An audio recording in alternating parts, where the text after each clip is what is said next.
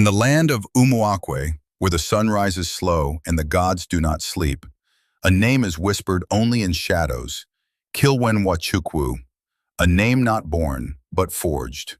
Forged in betrayal, in death, in blood. A forgotten prophecy declares that a child named Killwenwachukwu will either destroy the ancestral gods or resurrect them in fire. Kili was phasing and seen. A storm raged over the dense forests of Umuakwe. Thunder cracked. A woman stumbled alone through the rain, one hand gripping her belly. She collapsed under the roots of a sacred udan tree. Her screams echoed. Moments later, the crying of a newborn pierced the air. By dawn, villagers found the woman's cold body. Wrapped in cloth beside her was a baby boy, quiet, wide-eyed. The cloth bore a name, stitched in red, Killwenwachukwu. The elders were disturbed. A priest declared it a cursed name, an abomination.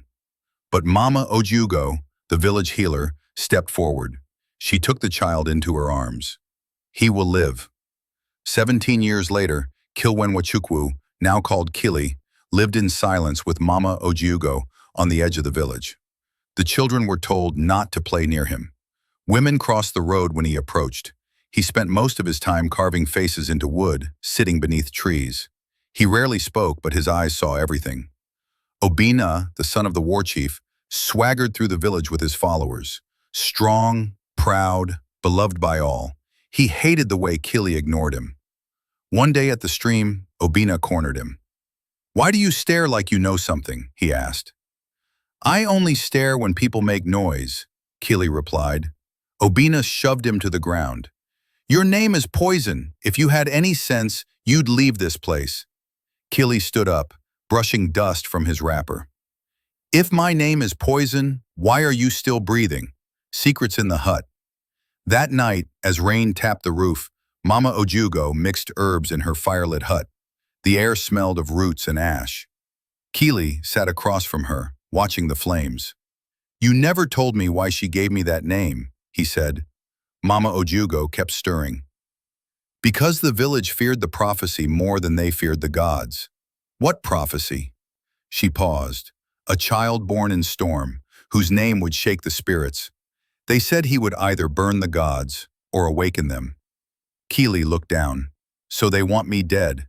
They always did. The Festival of Annie. The village bustled with celebration.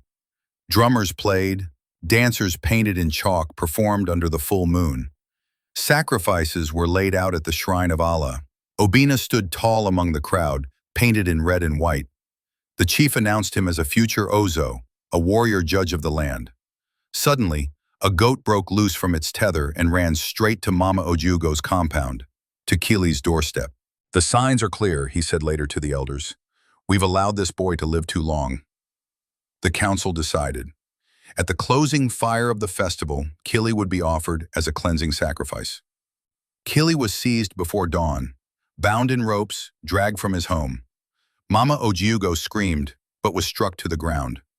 Nena, the village flautist and Kili's only friend, tried to intervene. She was pushed aside. The bonfire was lit. The crowd gathered, faces tense. Obina stepped forward, spear in hand. "This boy carries a name that has cursed our land. Tonight we return him to the soil." Kili, bloodied and bound, looked up. "You want to kill me so the gods can see you trying?"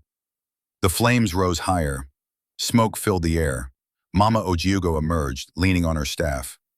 "You want peace? You think burning this boy will clean your souls?" she shouted. "Then watch what truth looks like." She struck the ground with her staff. The fire roared blue. A wind blasted through the square. The drums fell silent. Masks from the shrine wall flew into the air. The flames twisted and rose like a serpent towering above the villagers. The ropes around Kili burned to ash. He stepped forward. His hands glowed faintly. Obina raised his spear, but it shattered in his grip. Kili looked into the crowd. "You think I'm your curse, but I'm your mirror." He turned to the flames. "If the gods truly watch, let them watch now." Aftermath. The fire died slowly. No one touched Kili again. Obina disappeared from the village that same night. Mama Ojiugo died in her sleep 3 days later, a peaceful smile on her face. The shrine was rebuilt. A stone bearing Kili's name was placed beside the oldest idol. Obina left Umukwe, never to be seen. Kili now walks the village paths freely. Children follow him, curious, unafraid. The shrine was rebuilt. The name Killwenwachukwu was carved into stone, not hidden anymore. And every year during the festival of Ani, a single drum beats before the fire, not in fear, but in memory.